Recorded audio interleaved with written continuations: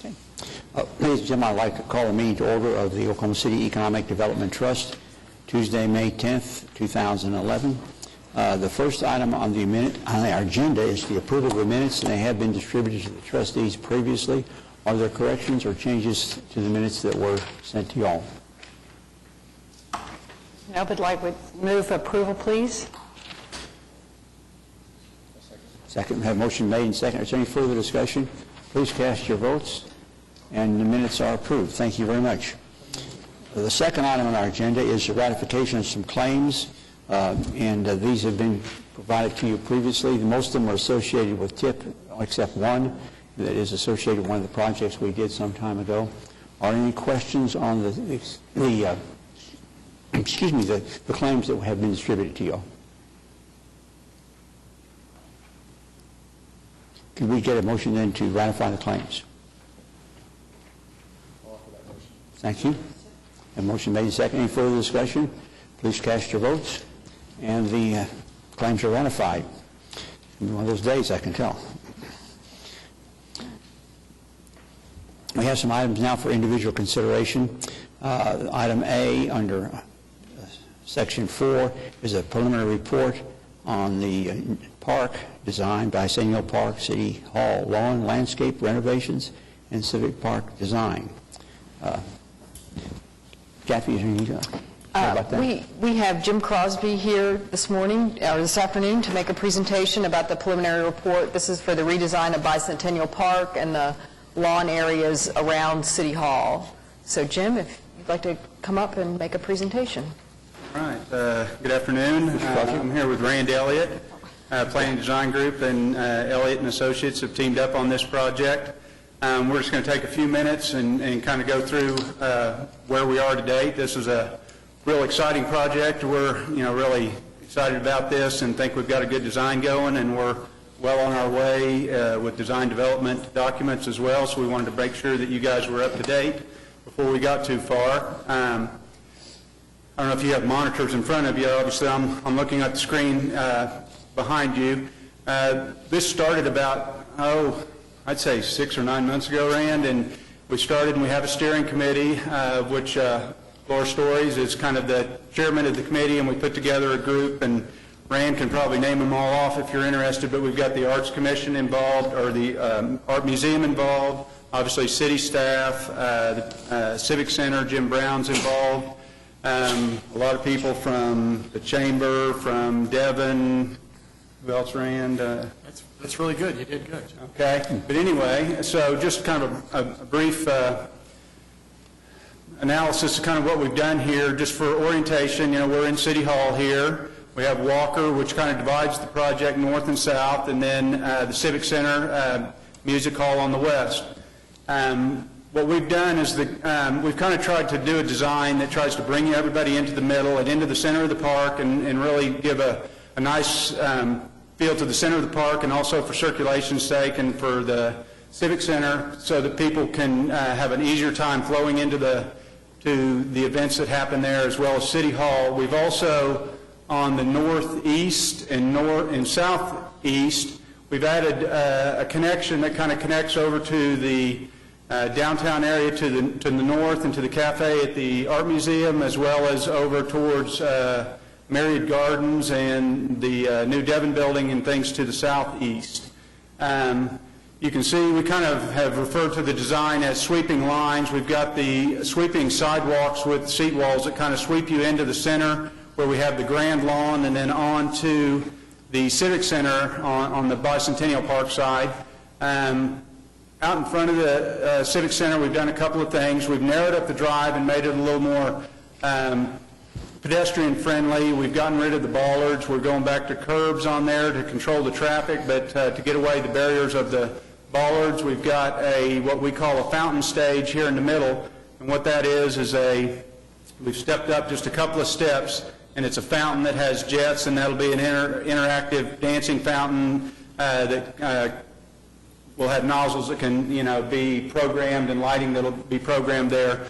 But as well, that fountain can be turned off, and then it could be used for a stage to have events with a little quartet or some kind of a pre-function event that would be for the Civic Center or the park. It'll face either way. You could have something happening here out towards the Grand Lawn, or you could have something here kind of towards our smaller, more intimate little plazas on the northwest and southwest up by the Civic Center. Those will have a nice little structure. Actually, I'm kind of going through this on plan view, and then I'm going to show you real quickly some pictures, some close-ups of what we've done here, but it's kind of easier on the plan view to kind of go through things quick. So we've kind of got some plazas here. We have some shade structures, and these will be for, just standard park events as well as pre-events for the Civic Center. Down at this end on Walker, we've kind of got a nice little entry plaza to the park and as well to the west entrance to City Hall. We're pretty well kept intact on the east side of City Hall, the main sidewalk there. We've enhanced the paving. All the paving would come out and we'd get new paving in there. And then we have the streetscape that goes around the perimeters, and then we have, again, our sweeping sidewalks that take you out to that perimeter sidewalk and to the parking. There'll be seating and so forth along this sidewalk, and there's a couple of things in the works, and they're not part of our basic plan, and I won't spend a lot of time on those, but there's a possibility of some private donatorship to the park, and so there's some additional items that are happening in this area on the east side of City Hall, as well as possibility of some really neat kind of art-type architecture and lighting over on the Bicentennial side. Those will probably come back to you if those are funded and approved to move forward. Then we'll probably come back, whatever the process is with the city, to come back and show those items as well. Okay, I'm going to move on. Can I, Yes. just as a matter of historic reference, for those of you who don't know this, you might be interested in knowing that part of the reason why the City Hall and Civic Center access is there is because it was originally a railroad train yard. And it actually originated over north of the Skirvin, and literally this was the place where the train sort of landed, changed directions and that kind of thing. That's what allowed for this area to be available. The black lines that are running left and right, east and west, are historic references to the sentiments of the trains and their relationships. Also, these buildings that were built in 1936 are Art Deco buildings from the WPA era. And there was very much an interest in an axial connection. So it's a linear connection that ties all of this together. So I thought you might be interested in that historic reference. Randy, the history part of your report was fascinating. Say again? The history part of your report was fascinating. It shows you those people had a lot more courage than we do. We back away from the railroads, and they just took them head on. It's so interesting, Mr. Ryan, because the Sanborn maps that we have showing downtown, downtown stopped at Walker, and there was basically agricultural land to the west of that, and it's very interesting to see where we are today, of course. Thank you. Yeah, there's a lot of other history that goes into the design, and we could go on, but we're trying to keep this short, but and then you guys can ask all the questions you'd like, and we're free to stay as long as you want. But some of the sweeping lines as well, there's some architectural decoration up on, and I can't remember if those are lights, Rand, or if they're just, they're actually custom-made light fixtures, and they have this same sweeping design in them, and you'll see those same designs picked up in the courthouse and in the aluminum millwork or whatever it's called on the windows and things on both of these buildings as well. So we did definitely take into account history, and Rand is obviously a great resource for the history of architecture and everything in the downtown area. Okay, I'm going to kind of move through here now. This is just another view. This is more of a bird's eye view where you can kind of get a feel for it, and we're looking from the northwest to the southeast across the Bicentennial Park side. And then here's a view from the opposite end. This would be from the northeast looking back to the southwest from the City Hall side across towards the Civic Center. Get a good feel for the sweeping lines and things here and how it sweeps you into the center of the design. This would be from Walker, as if you were on the curb of Walker looking back to the the Civic Center, and you can see the fountain stage in the background, and you can see the granite walls showing up now, and those are just a short kind of a seat wall type height, and then we'll have the trees that follow the sweep of the walls there. Those are currently at this point intended to be black granite to pick up the limestone and the granite features in the buildings. The grand lawn, that lawn is about 200 and a few feet, 220 feet by 60 feet, so that'll be able to host different events that might come up there that don't compete with any of the other things in the downtown area. Just kind of another bird's eye view down towards the Civic Center where you see the fountain again, and the smaller event plazas and the structures. The structures do have a roof on them just from the rendering that we have. It looks, and it hasn't been totally determined whether that's going to be translucent, and Rand could speak more to that if you had any questions, but it would have a solid cover on it, so if it was raining and you were underneath that, you wouldn't get wet. Here's back from the front doors of the Civic Center looking back towards City Hall, again across the Grand Lawn. On the back side of the granite walls, you'll see that the land sweeps up. That property is so flat, it's only about a 0.5% fall across that whole property. So what we've done is we've bermed up about 2 to 2.5 feet up to the back of those walls, and each one of those is kind of like a wave up to the back of the granite walls. Just another aerial view across the park there.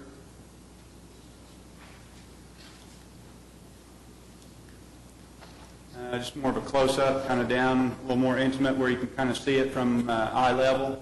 This is in one of the plazas, again, looking out towards the Grand Lawn. And I believe this is the last slide, just kind of the same thing. You're out on one of the sweeps now looking back towards the fountain or back towards Civic Center. That's it. We wanted to be kind of brief, but again, we're here as long as you would like to ask questions or... Questions, Jim? I do have a question to follow up. Thank you for the presentation, and Rand, I appreciate the historical information as well, and I appreciate the sweeping lines, context that you described. I'm curious, when you get to the final elements, like the benches and some of the things that you mentioned, I recall the Business Improvement District worked pretty hard downtown to make sure certain areas had some commonality with what business owners were trying to buy, and so that there was this nice, consistent look throughout the area, and the Art Deco that you talked about here certainly relates to that. Is this project going to share and borrow from that same idea, or do you envision it more of a standalone with its final issues? I mean, our thoughts all along is that this would follow the Project 180 lighting fixtures and general details. We think that's great. We think the integration of those things along Walker into the park make lots of sense, Jim. So there are some thoughts, because this is envisioned as a park that could accept sculpture and some things, that we have some chess tables at one part of the building and so forth. There could be art objects, but they are on a much smaller scale than what I would consider infrastructure kind of support items.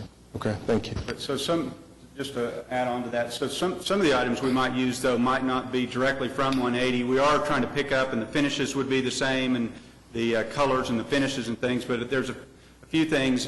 Benches, we're looking at some custom benches, too, as well, but they would still, again, pick up that same theme, but not be an identical bench. They're using some wooden benches on 180, and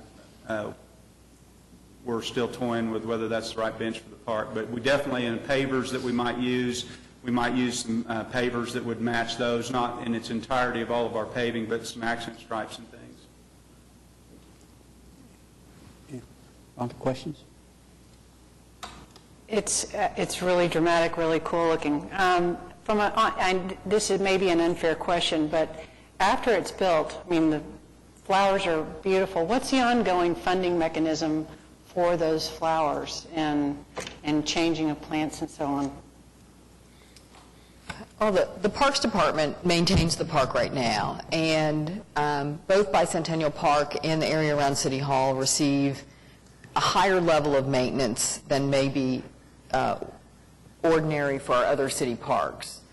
I do think that there is going to be the opportunity in this park, as with the Myriad Gardens, for more private sector involvement and possibly foundation involvement to raise money to go towards the operations. So we are examining those possibilities and looking at including Bicentennial Park and maybe an arrangement similar to what we're looking at with Myriad Gardens, where the Myriad Gardens Foundation takes a much more active role in maintaining the park. Questions? One of the most enthusiastic groups of park users right now are the kids who come to visit the museum.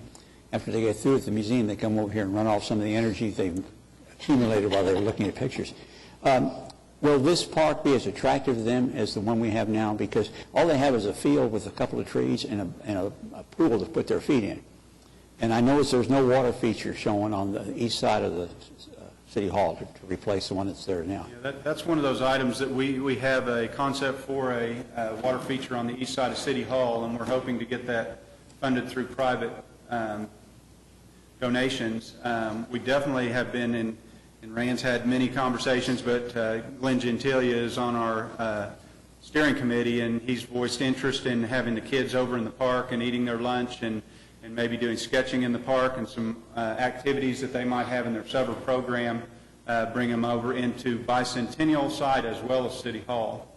One of the things that's been a very important part of our discussions has been the fact that it would be unfair to the success of the park to just build it and expect people to come. There's a lot of discussion about programming and the idea of trying to find a mechanism or an event that this park is known for and is a home to. And one example, for instance, has been to discuss the idea of a food festival, and that food festival's home might be in this park, and it would be an annual event. And you begin to build a park by appropriate programming that complements other things that are going on in downtown. So the discussions have been not only about the design of the park, but about how you get the neighborhood interested, how you maintain it. All of those things have been very much a part of the discussion. Including my friendly little kids who come across from the Art Museum. Another question I think is a significant question, that is the funding, because Kathy pointed out the Park Department is maintaining this now, and they are constantly being asked to do more and more with less and less. And so I think both the capital costs and the operational costs need to be pinned down and completely identified before we start any work on this. I think the idea of starting it and hoping they'll come and pay money to support it is a little bit fanciful. So I would, I think it's a great design. I just hope it's not too formal to discourage my kids from coming across the street to play over here. Well, in fact, the desire is to make it an interesting and exciting place for kids and families to come on a daily basis. Good. So the improvements will be attractions to that for that benefit. And one of the things, with the programming and the funding and everything, that, a big part of our committee discussions have been not to compete with the Myriad Gardens or other things out there, so we're not trying to recreate something where there's a conflict on where that event's going to go.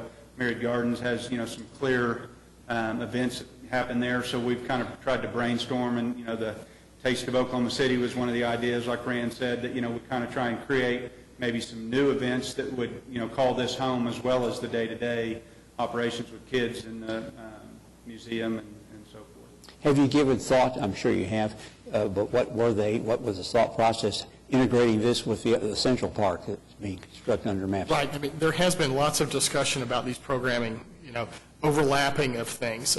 We had actually a presentation was made to our group from Larry Nichols personally about before the Myriad Gardens began to open. He shared with us everything that was planned there, and it was very helpful because it allowed us on this team to understand what we shouldn't do that would be overlaps, but things that we could do here that would be different than others. So the answer is, I don't know how much of the big park, the Central Park, has been programmed yet, but we would certainly interface and be happy to do any of that. One of the things that's just great is that it has been our intent to not only conduct programming things, but as we get a little further along and confirm where we are price-wise and so forth with the project, is to actually convene some discussions with the neighboring apartment dwellers, business owners in and around the neighborhood, the discussions of having opportunities to talk about what this neighborhood might begin to be as time went on with developers and so forth. So we're really trying to think holistically about not only the park, but the impact it can have and how others would interface with it. If you've not already, you might want to talk to some of the teachers who bring these student groups in here as to why these, this park is attractive to Sure. the kids, what advantages they have to run off that energy. All you need to program it is enough little boys to chase little girls, and it's a success. Kathy, do you want to say anything about the funding, this project? The $4.5 million is the estimated construction cost, according to what Right. timeframe we have. The estimated construction cost for the project is $4.5 million, and within the construction estimate is a contingency fund. I know at some previous trust meetings we've had questions about change orders and contingency, and there's about a $400,000 contingency fund that's included in that $4.5 million construction estimate. So we should have plenty of money for if there's any change orders or unforeseen circumstances that come up that we seem to find whenever we dig in the ground downtown.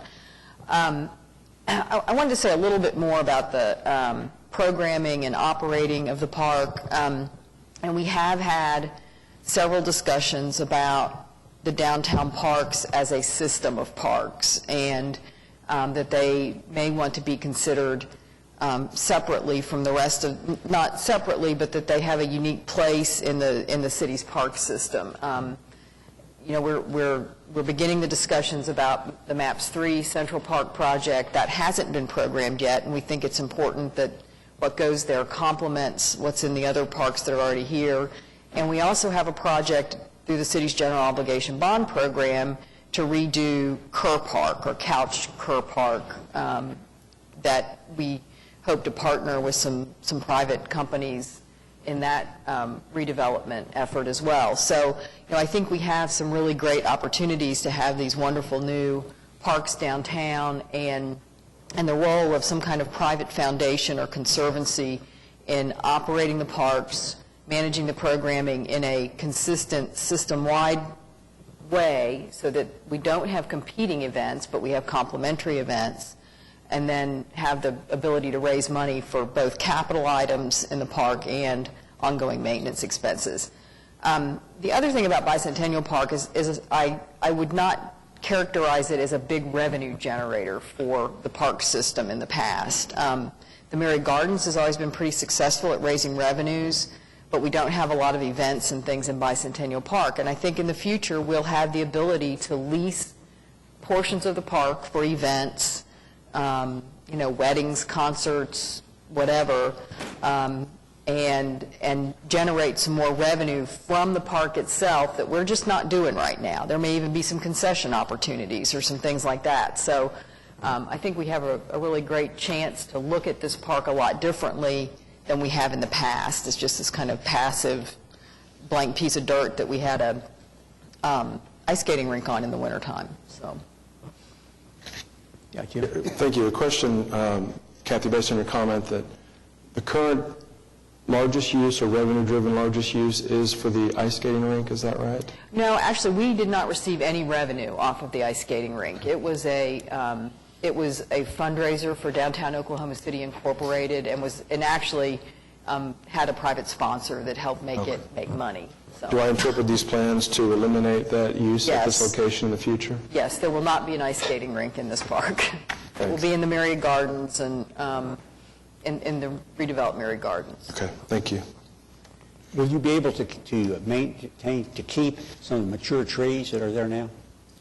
Pretty much all of the trees on the City Hall side we're going to be able to keep, except the cedars and some things that we've kind of decided as a group are a little tired, maybe need to come out. But the oak trees along the perimeter and out on the west side, especially the large one on the southwest, would remain.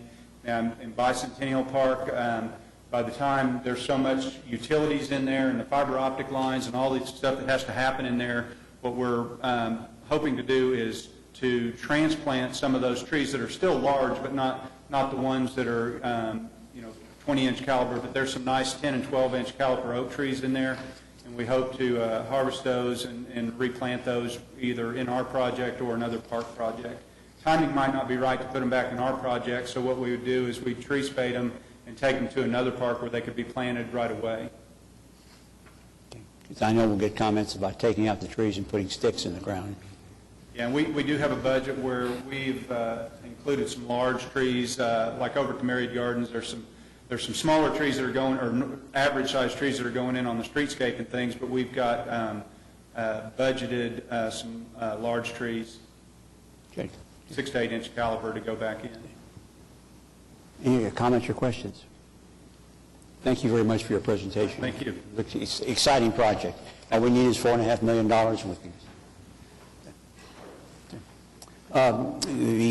We need a recommendation now to approve the preliminary plans and report and authorize the city engineer to direct the landscape architects to prepare final plans and specifications. And I assume we have the money to do that. Yes, we do. Okay, good. So moved. Thank you. Do we have any further discussion or questions? Please cast your votes, and the recommendation is approved. Thank you very much. Thank you guys for your presentation. The history part, I think, was really fascinating.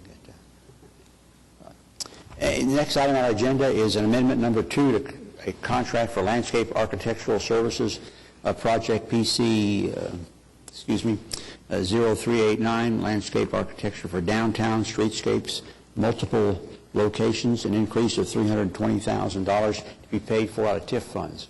Are there questions? We have the resident expert here to answer those questions. Just a couple of comments about this. This is an amendment to provide landscape architectural services through an existing agreement that we have with Howard Fairburn to redesign the plaza area next to the Oklahoma City Arena and provide architectural services for the at-grade pedestrian connection that is east of the East Garage near Oklahoma Tower and Corporate Tower. And I think there was those two areas that they were included as a part of the Devon implementation agreement that needed to be included as a part of the projects that we do at this time in the phasing of the project. So the construction costs on those two projects total about $2.6 million. So this is the contract to do the architectural, the landscape design work that's necessary to do the construction. So, are there any questions or comments? Kathy, I'm sure you're probably aware, but the 5 o'clock congestion that exists between the pedestrian traffic going in front of everyone trying to leave those two garages is a difficulty that I know landscaping can't address, but that is a real design problem. And as all pedestrian traffic is walking from Corporate Tower west to the other garage, the east garage is waiting in cars and all the way up ramps waiting for a break in the pedestrian traffic. So unfortunately, that design didn't move the pedestrian to the other side of the exit, but just food for thought as you go forward. I know you can't address that with this type of an issue, but if there's thoughts about safely moving people and not congesting the commute would be great. we do have a project to redo Harvey that goes between the two garages. That's actually Harvey Street. Yeah, and so there may be some things that we can do a little bit better to improve traffic flow through there. I'm not certain of that, but we'll certainly take a look at it. Okay. Is there any other further discussion? Chair would entertain a motion to approve amendment number 2. So moved. Any further discussion, questions? All those in favor, please cast your votes. And item carries. Item C is an amendment and change order for a group of projects, project 180 Streetscape, 5 locations, an increase of $276,199.45, and it's funded by TIF, general obligation bonds, and some money from Aquid. Kathy, you want to make any questions or comments on this one? I may see if Mike or Laura wants to come up and describe these change orders and things. I think I've been talking enough today, so I'll let Mike Clark describe these. I have all this information, but sometimes it's better coming from him. Thank you, Kathy. And Mike, if you would please, to make sure everybody's on the same page, explain the difference between an amendment and a change order. Okay. In a unit price contract, you ask the contractor to bid a certain quantity of work, a certain number of lineal feet, a certain number of fittings, whatever. If you change that contract, you do so through an amendment. You're not changing the price they bid, you're changing the quantity that they bid. On a change order, that item was never bid in the first place. So if it's something new that's introduced into the contract, you have to ask the contractor to propose a price, and then you have the option of reviewing that price. So on Streetscape, this is actually package 2 of the Streetscape project. It's up near the memorial. You do see both amendments and change orders to this contract. Something that I think is important for you guys to remember is when we look at a project like this, it has both paving type work, and then it has water and sewer type work. The Oklahoma City Water Utilities Trust is actually paying for any amendments or change orders that are related to the water and sewer items. TIF 8 is paying for only the changes that occur to a paving item. So you really need to look at both, but keep in mind that the TIF 8 is only paying for the paving items. So if we looked at this particular amendment and change order, just kind of running through some of the larger dollar items that you would see on the ledger, there was actually about a $128,000 decrease. We had a mistake in the plans where we asked them to provide electrical components twice. So again, through an amendment, we're able to go through and deduct that back out of the contract value. We had an opportunity at each intersection. We asked for some conduit to be bored underground. That's very expensive to do because of the way that we did the demolition on the project. They were able to not bore, but rather just go in and trench.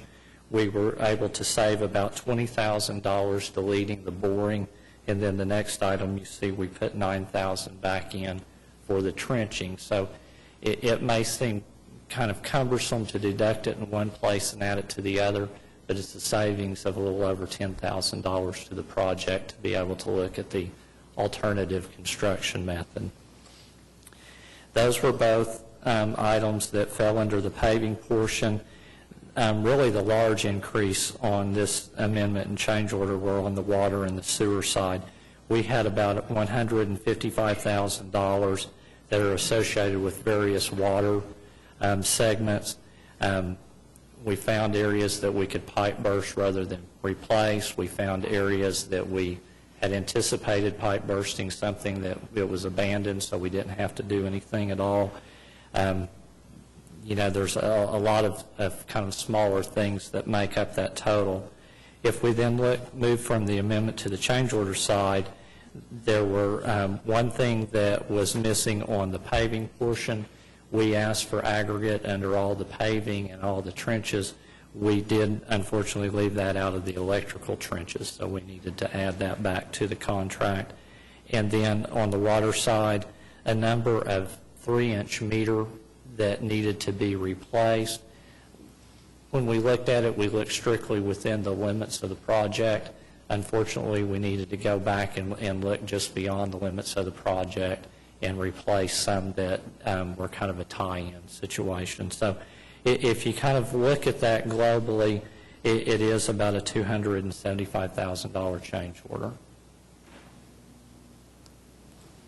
Are there questions of Mike? Mike, thank you very much. Chair will entertain a motion to approve amendment number 3 and change order number 3 under item C of the agenda. Okay, we have a motion made and second. Further discussion? Cast your votes, and it is approved. Item D, change order number 3 and amendment number 3, a Myriad Botanical Gardens renovation site improvement, an increase of $312,740.31, paid for by TIF and general obligation bond money. Are there comments or questions? Should we ask Laura to say a few words about this project? Or Mike. Mike? Mike's prepared. Okay. There again, Mike, it was a great description you gave us before. If you could do the same thing on this one, we appreciate it. Yes, sir. Again, the same situation. This was actually the renovation portion of the Myriad Gardens project, so kind of the landscaping and the overall grounds. On the amendment side, some things that changed. When we approached the work on the lake, we found some unsuitable material into the lake and had to devise a new design for that. The first item, there's about $56,000 of select backfill for aquatic that finishes out the lake. We actually had 2 trees that we anticipated transplanting. Once we got on site, we found they were not good candidates for transplanting. We were able to decrease almost $49,000 there. We had a seat wall around the band shell and the wave fountain. If you guys have been able to visit Myriad Gardens, those did not show up in the plans. we had a unit price that we could use for the construction of those. It added about $45,000. And then embedment material for various underground utilities. There was a quantity included in the plans. It just was not sufficient for the work that actually was performed. On change order, we did have a scenario. We went through a procurement process to purchase a number of items that would be used in Project 180, things like trees and benches and light fixtures. The low bid on the benches, once they actually made us a sample, they tried 3 times to produce a sample, and it was not of sufficient quality. Therefore, we have moved to cancel that contract. We used, we looked at several different vendors for an alternative bench, and through various GSA contracts and various pricing, we were able to find a suitable bench. What you see there is we actually have an add of about $215,000 for the new bench. You see a deduct of $111,000 for the bench that was not sufficient quality. And then the last couple of things under the change order, the front wall of the band shell is a very complex wall. It has some electrical and some lighting in it. Unfortunately, it did not show up on the plans. And then under the curb, the city has a standard detail for ag base under curb to make sure that it lasts for an appropriate period of time, and the plans did not include the appropriate detail for that, and therefore it wasn't bid. So altogether, it's about a $120,000 amendment change order. Okay, are there questions of Mike? Okay. Don't go away, Mike. We want you to talk about the next one in a second. Chair will entertain a motion to approve item D. So moved. Motion made and second. Any further discussion? Cast your votes. Item D is approved. Mike, item E is a streetscape project with a change order and an amendment totaling about $150,000. This is Streetscape Package 1. It's the work down around the Cox Center, Oklahoma City Arena, and then Myriad Gardens.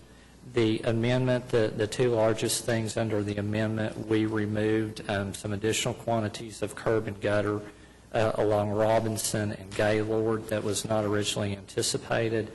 And then we also had some thickness of asphalt and concrete to be removed that was actually much thicker than what we had originally anticipated, even after having potholed. Then under the change order, we originally anticipated that our footings for the street lights would be a pier design. Because of some underground utilities and our desire to miss those, we changed that to a spread footing design. The spread footing required a little additional concrete, so therefore you see an add of $137,000, and you immediately saw a deduct of $116,000. And then at the point that we bid the project, we were not complete with our electrical design. We were still in conversation with OG&E.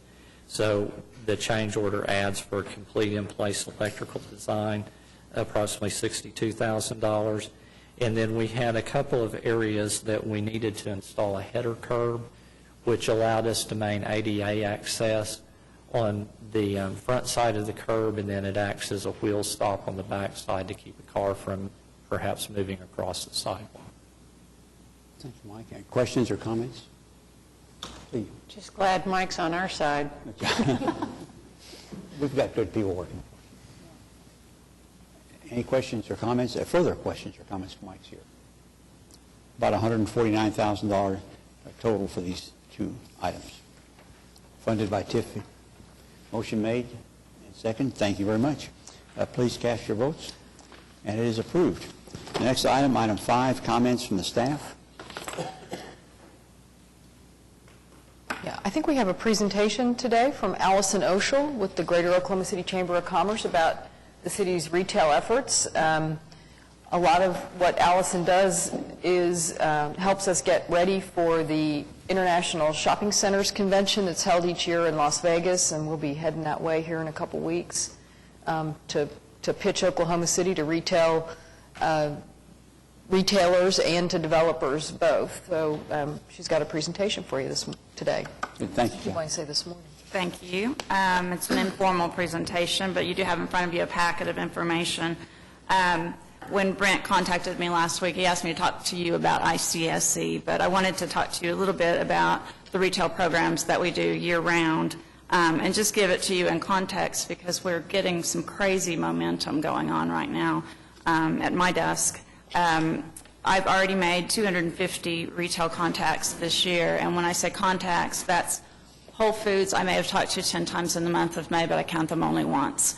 And so 250 contacts through April, and that compares to 265 total contacts for the entire year for 2010. So just to keep that in context.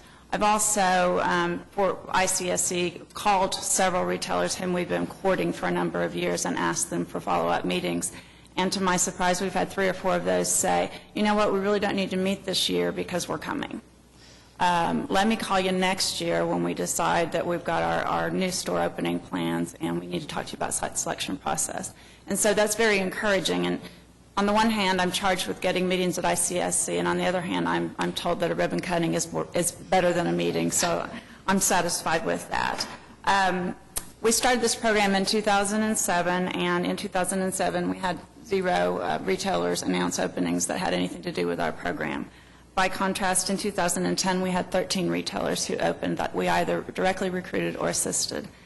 So far to date we have 8, 6 of whom you've heard about, 2 of which have not yet announced that will open stores in Oklahoma City, and that's not counting the 70-plus outlet mall tenants that we are establishing relationships with. We're helping them with the ribbon cuttings and groundbreaking ceremonies, et cetera. It is a cradle-to-grave operation. When we landed Whole Foods last year, you didn't wipe your hands and walk away. We're now helping them with the recruitment strategies and helping them to arrange their job fair. So we'll keep those relationships going. We had, so far to date, since the 2007 program began, we've had 24 retailers open. I will note that 12 of those are local and independent retailers. We sometimes get a little grief because we're spending an awful lot of time recruiting national retailers, but exactly half of the retailers that have landed here are independent local retailers, so we do like to keep that balanced. Tiny little shopping cart on the front says reinvented shopping in Oklahoma City. It's kind of our theme this year for ICSC. We've got one of the original antique shopping carts that we're taking with us. And we sent out 100 tiny little shopping carts filled with mints that say we invented shopping in Oklahoma City. And in your packet, there's a little sheet that was rolled up and stuck in the shopping cart, and it's kind of the history of the shopping cart. And I did get a couple of follow-ups from people who got our charming and adorable shopping carts, as they were quoted as saying. So that's part of a marketing strategy we started way back in February. It started with the postcard that you see that said, watch your mailbox for something exciting that's coming. We followed up with a debit card. You have in your packets an empty card. This is the real thing. Just talking about the disposable income opportunities in Oklahoma City, because sometimes we are dismissed because our per capita and household income numbers are a little bit lower than some of those cities we compete with. And so this was just a strategy to say, look at how much disposable income we have in Oklahoma City. And then the third piece of that, of course, was the shopping cart. In the other side of your package are some brochures that we produced. The Southern Success Story, we call it. We have purposely branded ourselves as a Southern city. One of the things that we ran up against early on in our program initiative was finding out that some of the national retailers whom we'd like to recruit to Oklahoma City consider us a Midwestern city. And very often the Midwestern cities do not perform as well in the fleets of stores like Neiman Marcus and others. And so we've purposely branded ourselves as a Southern city. We are Southern on all geographical maps. It doesn't matter who's putting the map together, we're considered Southern. So we thought that was important. The Play, Shop, and Live is a Bricktown directory. Before we put this together, no one realized that we have well over 500,000 square feet of retail in Bricktown alone. I don't know that we've done the math yet, but I would not be surprised to find out we have 1 million square feet of retail in the downtown area.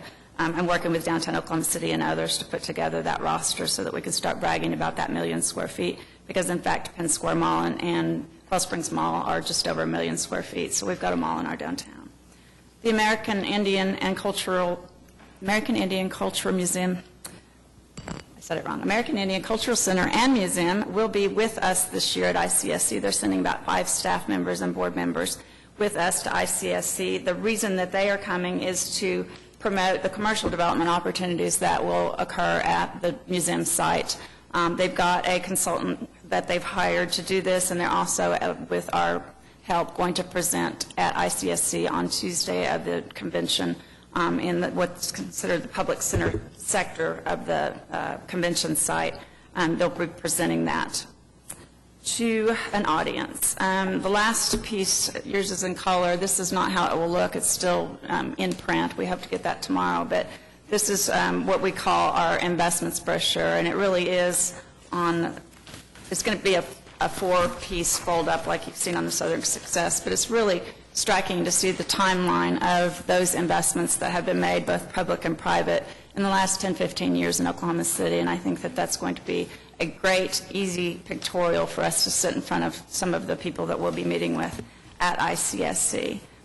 And with regard to ICSC, it's the International Council of Shopping Centers. It's the largest trade show relating to retail in the world. In the height of the show before the bust in 2008, they counted about 55,000 delegates that would attend this show. We're down to about 35,000, but it is truly an international show. We estimate that the show will cost us about $125,000. It's a city chamber effort. Every $2 that you spend, we spend $1 of chamber money. We have about 9 staff members that contribute a total of about 2,000 hours per year to this effort, including myself, but we do have 3 researchers and 4 marketing people who assist me in this effort. This year we have 23 meetings booked, which is well over what we've had in any previous year. That includes 3 national developers, 1 equity firm, 5 retailers, 3 of whom are first-time meetings, and I'm very, very excited about those because I've been begging for meetings with those 3 retailers, and this is the first time they've said yes. 5 Oklahoma City brokers and developers. We're going to spend a considerable amount of time this year working with some developers and brokers who have properties in Oklahoma City, particularly in South Oklahoma City, where we see there's a need for more retail development. We'll have some meetings with media. We'll go to some presentations. We'll attend some educational opportunities and some networking events for a total of 23. And as I've mentioned, the AICCM will attend with us. We also have 1 Oklahoma City developer who's trying to get a development off the ground and is going to try to market his development. So he'll be sharing our booth with us as well. So a total of about 17 people going with their Oklahoma City hats on. We've also invited about 40 developers and brokers to attend a luncheon. Mayor Cornett will host that luncheon on Monday of the event. Kathy's going, Mayor Cornett is going, David Greenwell will be going because of the South Oklahoma City component. So I'm happy to answer questions. Any questions? Jim? I do. Allison, welcome. Thank you. You always do such a great job. I appreciate a lot of great information. I appreciate the explanation on the Southern. I've always wondered kind of what we are. Heard us described a lot of different ways. Midwest, Southwest, Southern, right. But I was wondering, in the comparisons provided, most of the comparison cities are not Southern, and I assume that's to provide a demonstration of how we're doing against even larger cities everywhere? It is, and you'll notice that some of the cities we picked are typically considered kind of heavy retail centers. We were also very strategic in the cities that we picked, knowing who we were trying to recruit, knowing where they're headquartered or knowing where some of their stores are. We picked some of those cities purposefully. But we also know that Boston and Chicago very often, when somebody just looks at them, and what comes to mind is a city with great disposable income, high personal income, and we wanted to compare ourselves to that, and especially the one table that shows us with the adjusted disposable income, adjusted to cost of living, our net worth is very much higher than most of the cities, and so I think that it's just good to show a retailer or a developer that might have a preconceived idea about Oklahoma City, how we really stack up against the competition. That was a great statistic, I thought, the growth from 2000 to now in comparison to those much larger locations. And then I guess just another question on the debit postcard. there's a bullet point, the most underserved retail market in the nation, and this says in parentheses, Oklahoma City citizens. Is that pursuant to a public poll? Actually, in 2006, there was a national study that did show that we were underserved in terms of per capita, number of square feet of retail per capita. We were considered to be one of the most underserved, top 10 underserved markets, and that was a 2006 study that was published in 2007. I haven't seen any new studies that would support that, but certainly we're among the lowest. A national research firm, Marcus and Millishap, put out a study last year that put us in the top 15 in terms of low vacancy numbers, which would seem to indicate that we're underdeveloped. Okay, thank you. I like to say under-demolished myself. We've got some that should come down. Been here a long time. On to questions? Larry? Yeah, just out of curiosity, if you had to pick an area of Oklahoma City that was underserved by retail, what would you pick? It's going to depend on what you're selling. And I don't mean to skirt the question, but if you're selling furniture, certainly Reno is not underserved. So it's really going to depend on what you're selling. And we have research software that will say, do you need a shoe store in this area? And we can determine what that area needs to be. You know, people shop for shoes, they'll drive 20 minutes. So we can do that analysis internally. What we have found in general is that northeast Oklahoma City is certainly underserved. Downtown is underserved in certain categories. Department stores, for instance, do not exist in downtown. And then South Oklahoma City, although it has some great hits, we've got some good big box retailers in South Oklahoma City that, as a percentage of the state, do very, very well. But there are some misses there as well, particularly since Crossroads has started to dry up. Is there any hope of rejuvenating Crossroads? My personal opinion is it probably does not end up being retail again. In fact, one of the meetings that we will have at ICS is to meet with a broker who's representing two buyers for Crossroads, and they're two different concepts, and they want to sit across the table from Kathy O'Connor and Mayor Cornett and talk about some of the opportunities. I think that there will be a request for public assistance on one of those opportunities, on one of those buying opportunities, but neither of those are pure retail. I think that the way I-35 has been configured in some of the buildings that are now out-parceled in front of the mall, it makes it very difficult to have the high profile that you'd like to have for a retail center. You can't see it from the highway, and it's not easy to get to. And yet we're planning on bringing in, as Robin is, a number of very high-paying jobs to Boeing. Where are those people going to spend their money? And if there's no viable retail option at Crossroads, my amateur opinion is you're not going to spend it in Oklahoma City. Well, when you run a pure leakage analysis for the city boundaries, we actually get more than our share in per capita dollars that come into the city. That has everything to do with Penn Square Mall and Quail Springs Mall. Both of those malls do very, very well. The Quail Springs corridor, I call it, does even better than Penn Square Mall all by itself. And so those are your two shopping meccas within the city. You're basing it on figures. I'm basing it on feelings. I drive 240 a couple of times a week. Sure. And a lot of times, where people shop is driven more by where they live. And so one of the things that I know the Chamber's been trying to work with is to make sure that the Boeing employees know about the real estate opportunities that are within Oklahoma City and not live in Edmond, for example. I mean, or Choctaw, yeah. My money's on Choctaw, okay? Legit.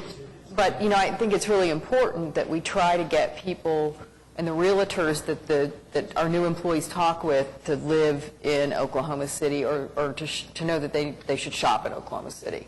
But I'm not so sure people always shop on the way home from work, for example, unless it's maybe to go to the grocery store. So a lot of times shopping patterns are determined by where you live. And the other thing that, you know, Allison and I have talked about with Crossroads is that it might be helpful to the overall retail outlook in Oklahoma City for us, or especially South Oklahoma City, for us to figure out Crossroads and if it can get it off of the retail inventory so that we can begin to attract other new retailers to the area. I know it doesn't make a lot of sense, but they see that big vacant mall and it makes them shy away from Oklahoma City. Well, and they are doing an analysis from their chairs in California and New York because that's where the equity investor partners are. and they are looking at it on a per capita basis, how many square feet of retail per capita. And right now, it looks like South Oklahoma City is doing just fine, when we all know that it probably is not. I might touch on specific to your question, and I'll use the example of Boeing and maybe a new headquarters firm that's coming down in not too distant future. We make sure that they know all of their options here, but also the company won't tell them where to live, obviously, and whether they're downtown. Traditionally, our research shows that a 50-mile drive radius of downtown is really the workforce shed that people are willing to commute. So that does take in some outlying areas, but to Kathy's point, if you choose 10 acres for horses, you're not probably going to have retail close by. So again, those opportunities to trip over the retail on your way home in Oklahoma City is a good thing. And for example, with Boeing, you know where the new building's going to be. You know, again, depending on where those folks live, they may be coming back through Oklahoma City. They may be going into Midwest City because they're right out there on the borderline. But again, it's the companies, the people go where they choose to go, but we try and make sure, to Kathy's point, they know all of the Oklahoma City options, but also the companies have us showing the whole region, the whole workforce shed. Robin, may I ask a follow-up question to that? I think this is an important line of questioning. I know it's probably tough for you all representing a regional effort, mindful of the number of cities and counties that you're working to leverage our presence. But is it appropriate for a trust like this or the city itself, when it being asked to incentivize a relocation or an expansion, to also request the ability to communicate directly with those new jobs, those new employees locating here, to say, here's an Oklahoma City-specific welcome packet? We can give it to the company, but the company will decide whether or not they're going to give it to the employee. For example, we are not allowed to communicate directly with the employees of Boeing, and that is really appropriate. Boeing shouldn't let any chamber talk directly to those employees. They filter whatever we communicate.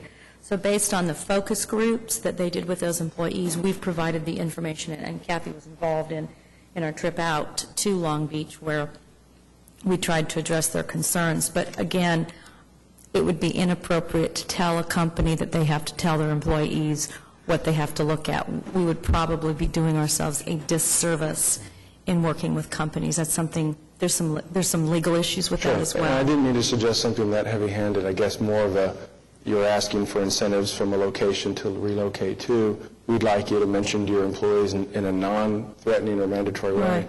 Oklahoma City has a lot to offer. And we do that. We, number one, they know that if they're getting a local incentive, that basically that company has to be physically located in Oklahoma City. That's non-negotiable. But number two, if it's an existing company, that's a very different conversation. If it's a new-to-market company, we created a betterlifeokc.com specifically so those companies could have their employees go directly in a seamless manner so that they don't feel harassed. They can proactively access that information. And again, that was developed based on what the companies were telling us their employees wanted to know. So it's a balancing act. Some companies want us more involved with the employees, and they may allow us to go and present to them. Others do not. It just depends to a certain degree on the corporate culture. But it's a good question. Well, and I'm trying to be politically correct here as well. Are there any other questions of Alice? When's your next big announcement going to come? When we saw you come in today, my hopes went sky high. I'll whet your appetite a little bit. We do know that the Outlet Mall is getting ready to announce another tenant. They had indicated to me they were planning on announcing it the day bin Laden was shot, and so they pulled their press release for that day, thinking it was not a good news day. And then we've got a couple of new tenants that we'll announce at the Classen Curve. Good. So. And I don't know why they haven't announced. They're pouring pad sites now, so I'm not sure why they haven't announced, unless it has to do with quarterly earnings or something. Good. Allison, thank you very much. Any other questions of Allison before she gets out of the room? Good, thank you. Are there any other comments or put on the general manager's report? You want to say something about that, Rick? We don't have one this month. That's right. That's why I wanted him to say something about it. Except ask him why. We do not have a general manager's report this month, but this week, but in 2 weeks from now we will have one, and you'll be getting some updates on all of our strategic investment program companies, updates on each one of the particular projects, how they're doing, and in a little more detail than what you've been getting. So hopefully that'll whet your appetite for 2 weeks from today. I'll take the blame for delaying it because I asked Brett for that information, so. Good, thank you. Are there any comments from the trustees? Comments from the citizens? We are adjourned. Thank you very much.